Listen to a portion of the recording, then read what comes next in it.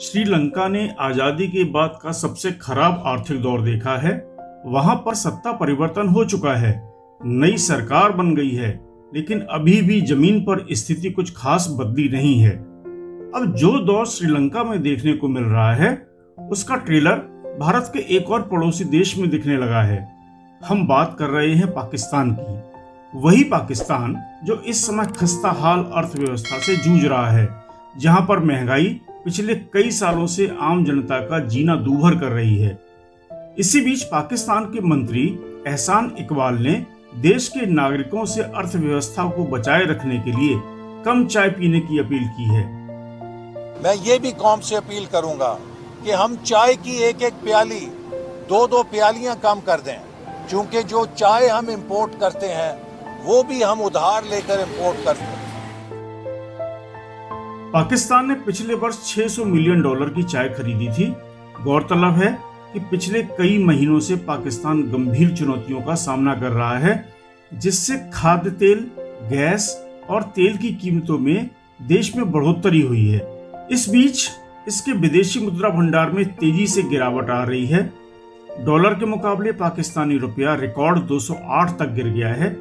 Petrol 235 रुपए के पार पहुंच गया है और गैस सिलेंडर 2500 रुपए का मिल रहा है।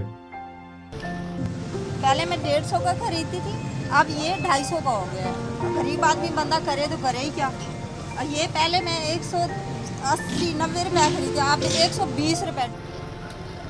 बच्चे मेरे नमक मिर्च या अचार से ही खाना खा लेते हैं, रोटी खा लेते हैं। तरसते रहते हैं कोई अच्छा खाना मिल जाए। जनता से चाय की खपत कम करने की अपील से पहले पाक सरकार ने बिजली संकट और महंगाई को देखते हुए रात 10 बजे के बाद निकाह पर रोक लगा दी है। इसके अलावा खाने पर भी कई पाबंदियां हैं। शादियों में मेहमानों के लिए एक ही डिश परोसने के लिए कहा गया है। साथ ही ये भी अपील की गई है कि रात 8:30 बजे के बाद बाजार बंद कर दिए जाएं।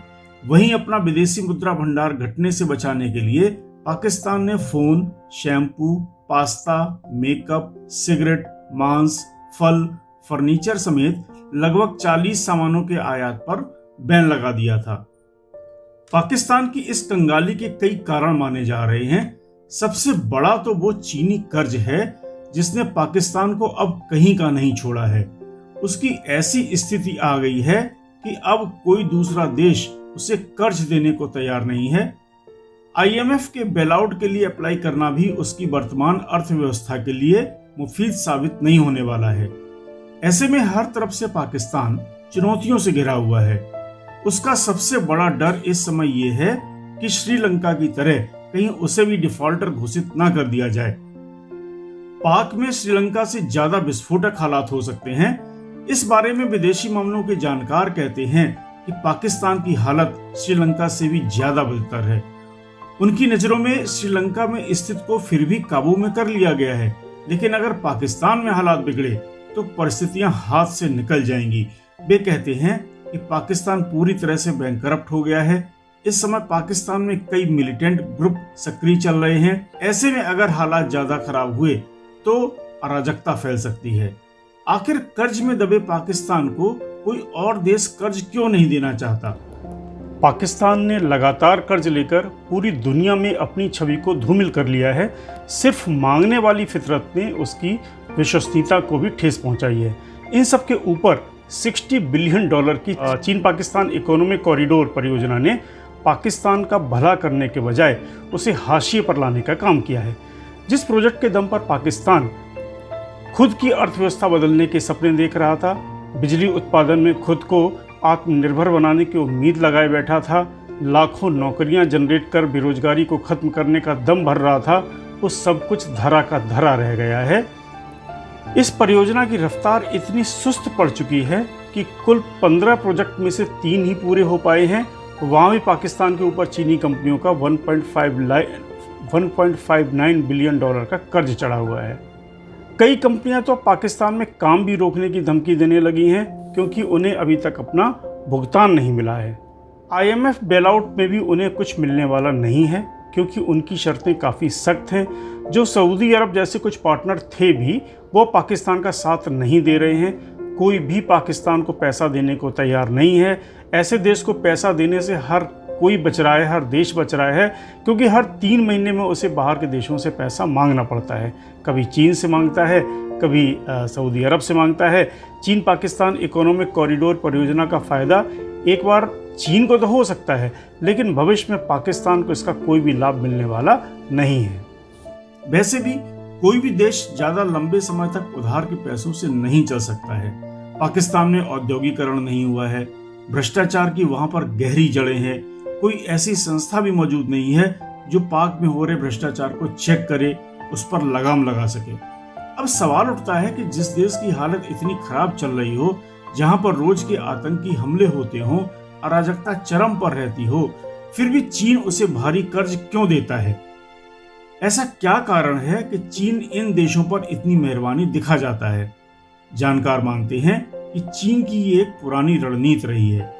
पहले वो किसी भी देश को भारी भरकम कर्ज देकर बुरी तरह से दबा देता है, फिर जब कर्ज चुकता नहीं हो पाता, फिर उनकी संपत्ति को अपने कब्जे में लेना शुरू कर देता है। चीन की इस रणनीति पर विदेशी मामलों के जानकार कमर आगा ने बड़ी बात बोली है। वे बताते हैं कि चीन इतना बड़ा कर्ज जानबूझकर देता है, उसे ये पता होता है कि ये सस्टेनेबल नहीं रहने वाला है। उसने पाकिस्तान में ये किया है, अफ्रीकी देशों में ऐसा किया है, श्रीलंका में भी कर चुका है। श्रीलंका जब चीनी कर्ज नहीं चुका पाया तो चीन ने उसका हमन टोटा पोर्ट ही 99 साल की लीज पर ले लिया। आने वाले टाइम में वो पाकिस्तान के साथ भी ऐसा कर सकता है, वो उसकी संपत्ति पर ही कब्जा शुरू कर देगा। कमर आगा इसे कर्ज देकर गुलाम बनाने की रणनीति मानते हैं। वैसे चीन ने पाकिस्तान को अपना गुलाम बनाने की एक और रणनीति तैयार कर रखी है। चीन के सेंट्रल बैंक ने पिछले दिनों पाकिस्तान को एक चिट्ठी लिखी। उस चिट्ठी में सलाह दी गई है कि अब से पाकिस्तान चीन की करेंसी में ही व्यापार और लेन देन करे। ऐसा तर्क दिया जा रहा है कि पाकिस्तान की करेंसी में जो लगातार गिरावट देखने को मिल रही है उस पर विराम लग जाएगा। लेकिन जानकार मानते हैं कि ये चीन की एक और खतरनाक चाल है, जिसके जरिए पाकिस्तान की आर्थिक स्वतंत्रता को भी छीनने की तैयारी की जा रही है। अब सवाल उठता है कि क्या पाकिस्तान इस आर्थिक संकट से ऊपर उठ सकता है? हालांकि पाकिस्तान में नई सरकार जरूर बनी है, लेकिन कई सहयोगियों की मदद से बनी है, जहां पर सभी के खुद अपने इंटरेस्ट हैं। ऐसे में उनके लिए डिलीवर करना काफी मुश्किल रहने वाला है। हालात बिगड़ने पर आर्मी की भी दखलंदाजी दिख सकती है। ऐसे में चुनौतियां कम होने के बजाय बढ़ने वाली हैं। अगर पाकिस्तान में आर्थिक स्थिति बिगड़ने से हालात बेकाबू होते हैं तो इसका असर भारत और समूचे सेंट्रल एशिया पर भी पड़ने वाला है। अफगानिस्तान, ईरान जैसे देशों पर भी इसका प्रभाव देखने को मिल सकता है।